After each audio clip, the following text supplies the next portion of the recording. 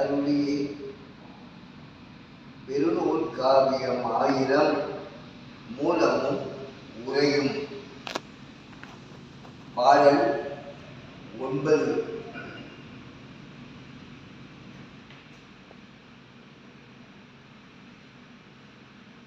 மார்க்கமென்ற புல் பூண்டு செடி மரங்கள் மண்ணிருந்த நீரொன்று காய்த்தாலுள்ளான் ஆர்க்கின்ற வகை தெரியும் மரத்தில் பெண்ணோ ஆண் மலரில் என்று சொல்ல கேட்பதுண்டு.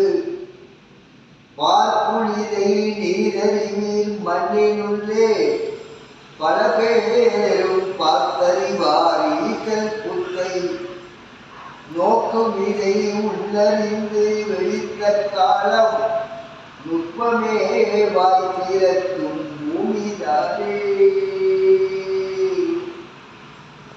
இப்பூமியில் புல் பூண்டு செடி மரங்கள் என தோன்றும் யாவும் இம்மண்ணிலிருந்து நீரை வாங்கி உண்டே வளர்ந்து பூத்து காய்க்கின்றது. நீரால்தான் அனைத்தும் உருவாகி உருவமாகின்ற வகை யாருக்கப்பா தெரியும்? மரத்தில் கூட காய்க்காத பெண்மரமும் ஆண்மரமும் மலடுகாக போகிறது என்று உலகோர் பலர் சொல்ல கேட்பதுண்டு.